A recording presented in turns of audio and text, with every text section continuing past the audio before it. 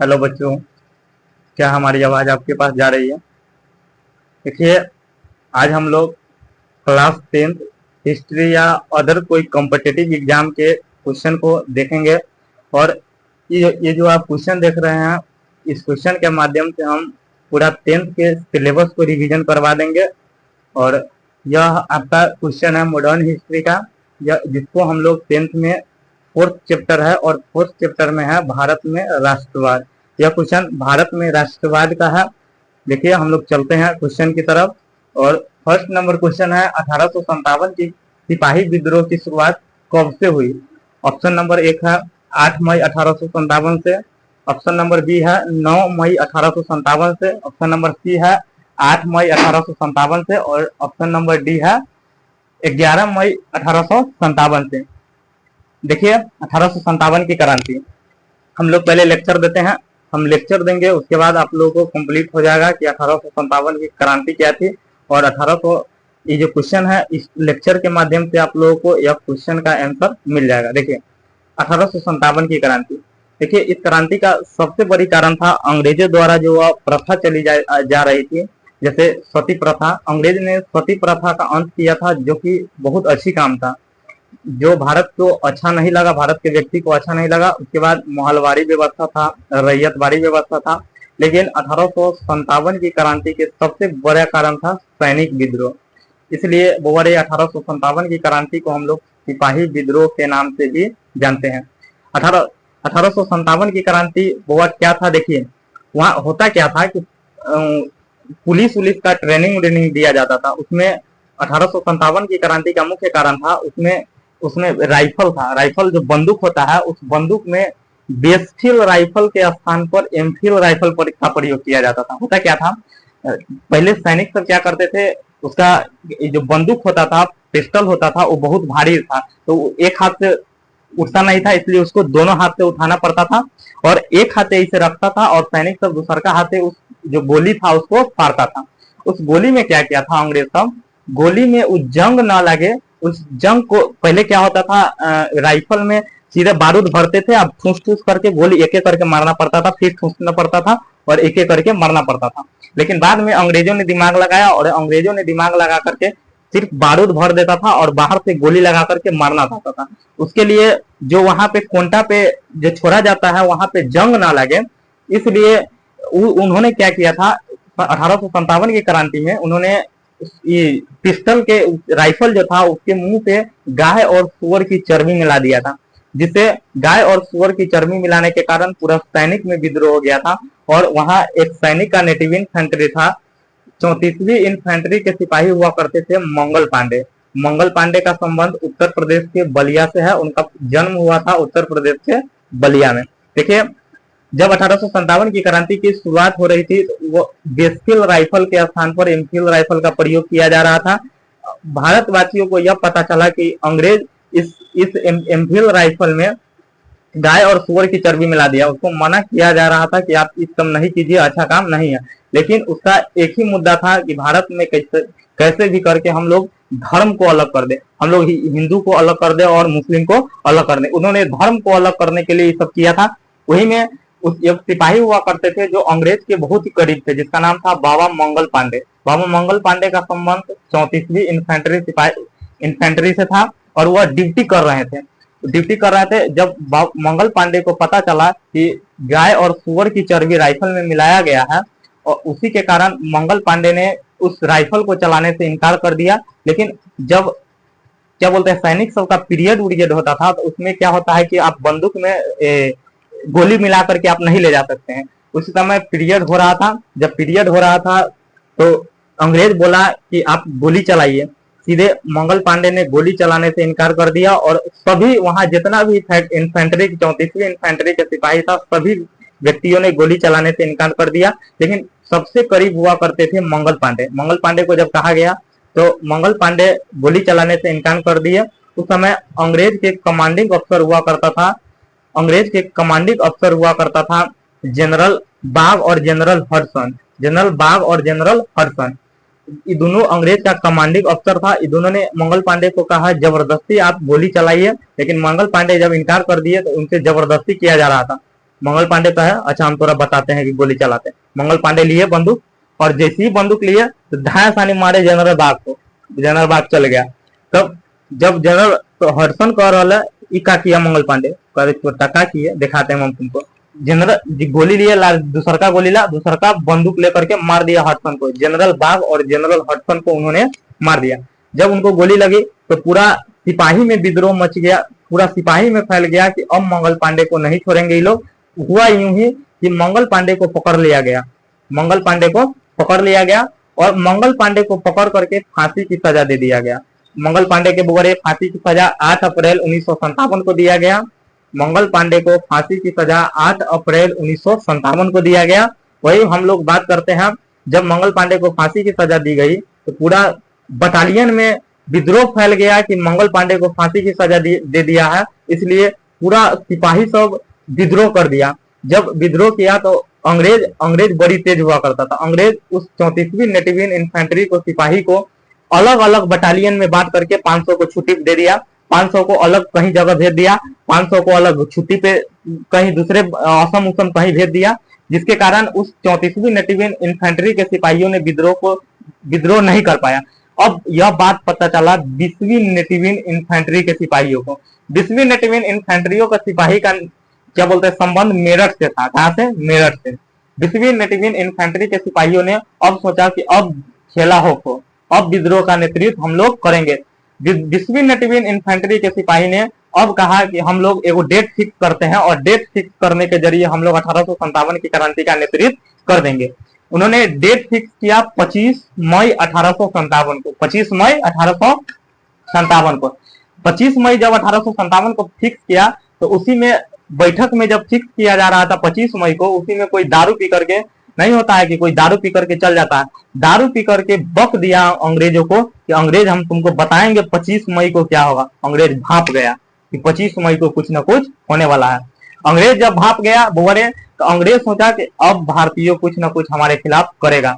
जब अंग्रेज भापा तो 20वीं नेटिवियन इन्फेंट्री के सिपाही को पता चला कि अंग्रेज क्या बोलते हैं अंग्रेज भाप गया है कि विद्रोह का नेतृत्व 25 तारीख से होगा। लेकिन बिहारी था, सब तेज तराक था भारत के सिपाही सब, इन्होंने कहा 25 तारीख को हम लोग क्यों करेंगे, 10 तारीख को विद्रोह का नेतृत्व कर। इन्होंने डेट फिक्स कर दिया 10 मई 1857। बोवरे 10 मई 1857 की क्रांति की शुरुआत हो गई। 1857 की क्रांति की शुरुआत 10 मई से हो गई। जब 10 मई से 1857 की क्रांति की शुरुआत हुई तो क्रांति की शुरुआत के बाद जहां मिलता था अंग्रेज लाते जूते मारता था भारतीय सब, सैनिक सब वैसा ही है देखने में, मारता था छिलल मुर्गा सबके।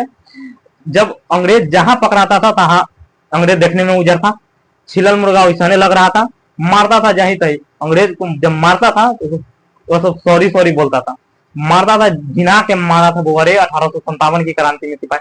अंग्रेज को जब मारता था, उस समय भारत में वैसा इंग्लिश टाइप था, तब नहीं जानता था इंग्लिश। जब मारता था तो अंग्रेज सब इंग्लिश में ओ माई गॉड कहता था, कि सॉरी सॉरी बोलता था कि अब हम लोग ऐसा नहीं करेंगे। भारतीय सब सैनिक सब दोसर सैनिक से पूछे रहे क्या कर रहा है, ये सब ओ माई गॉड बोलता था। तो ये सैनिक सबको लग रहा था ये कुछ ना कुछ बोल रहा है। दूसरा सैनिक से पूछा ये क्या बोल रहा है, वो तेने बकलोला सलामाई के गाड़ी दे रहे, मारा कचार कचार के सब सैनिक सबको।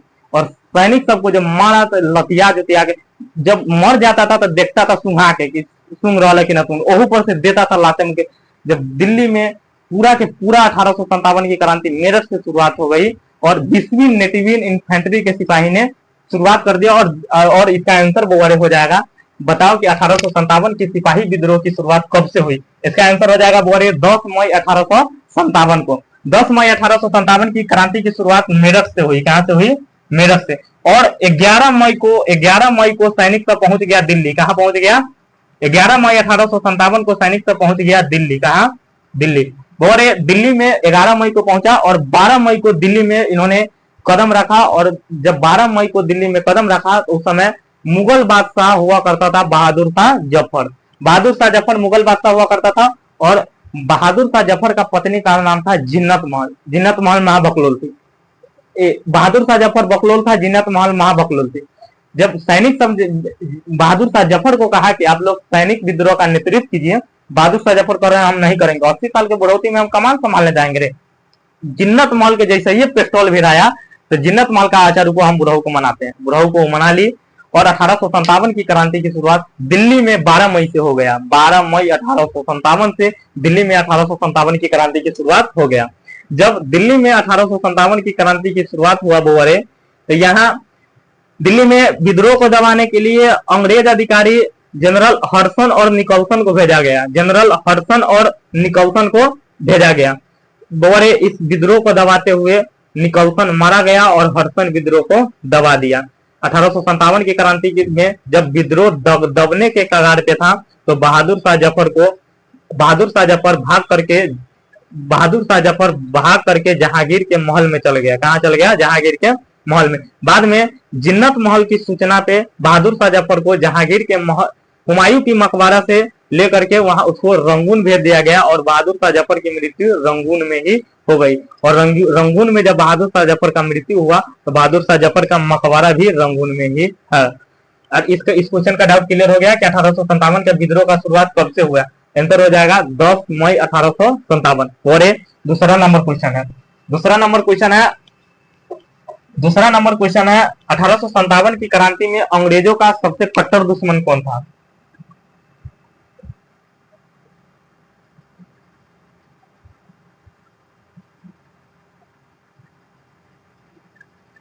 क्रांति में अंग्रेजों का सबसे कट्टर दुश्मन कौन था?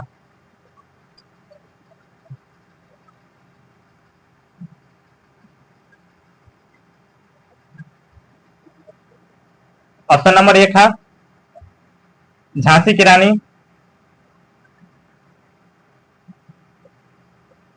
ऑप्शन नंबर बी है दादा अब्दुल्ला या मौलवी अब्दुल्ला।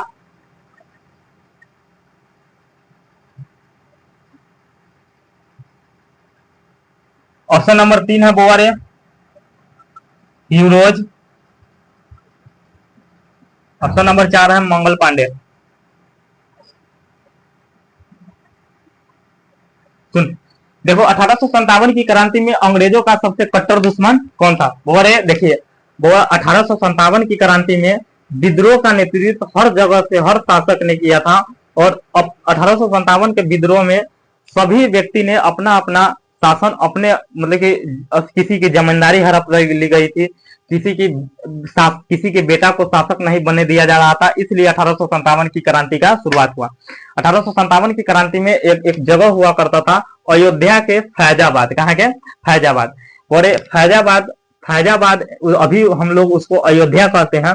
फैजाबाद से विद्रोह का नेतृत्व कर रहा था क्या बोलते हैं, मौलवी अब्दुल्ला। अंग्रेजों का यह सबसे कट्टर दुश्मन हुआ करता था। और यह जब भाषण जहां तहां देते थे, सब जगह विद्रोह और तेज हो जाता था। जैसे कि यह जहां जहां भाषण देते थे, ये कहते थे बताओ तुम लोग 1857 की क्रांति इस विद्रोह में अंग्रेजों का साथ दे रहे हो। कोई भारतीय अगर अंग्रेज का साथ दे रहा है, कह दो कि हम अपने बाप का औलाद नहीं है जो अंग्रेजों का साथ दे रहे हैं। सब भारतीय भड़क जाता था, का कर रहा। फिर मुस्लिम सबको कहता था कि तुम लोग को कुरान की कसम है जो तुम लोग अंग्रेजों का साथ दे रहे हो। भाषण देते थे और इतना उग्र भाषण देते थे कि विद्रोह तेज हो जाता था। जब विद्रोह तेज हो जाता था, तो इसी के कारण मौलवी अब्दुल्ला को पकड़ने के लिए अंग्रेजों ने इनाम भी रखा था। और वह इनाम था 50,000 रुपया। 50,000 रुपया। बोवरे बहादुर मौलवी अब्दुल्ला को डंका शाह के नाम से भी जाना जाता है। मौलवी अब्दुल्ला अंग्रेजों का कट्टर दुश्मन हुआ करता था, इसलिए उसको डंका शाह के नाम से भी जाना जाता है। और इसी 1857 की क्रांति में बोवरे जिहाद का नारा दिया गया था। किसका नारा दिया गया था? जिहाद का। और इस क्वेश्चन का आंसर हो जाएगा मौलवी अब्दुल्ला। क्या हो जाएगा? मौलवी अब्दुल्ला हो जाएगा इस क्वेश्चन का आंसर। तीसरा है क्वेश्चन झांसी की रानी की। तीसरा नंबर क्वेश्चन है झांसी की रानी का पूरा नाम क्या था? तीसरा नंबर क्वेश्चन है झांसी की रानी का पूरा नाम क्या था?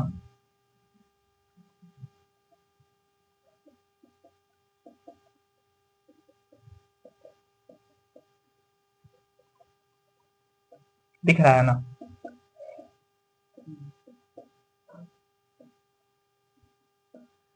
एक नंबर सीता, मणिकर्णिका,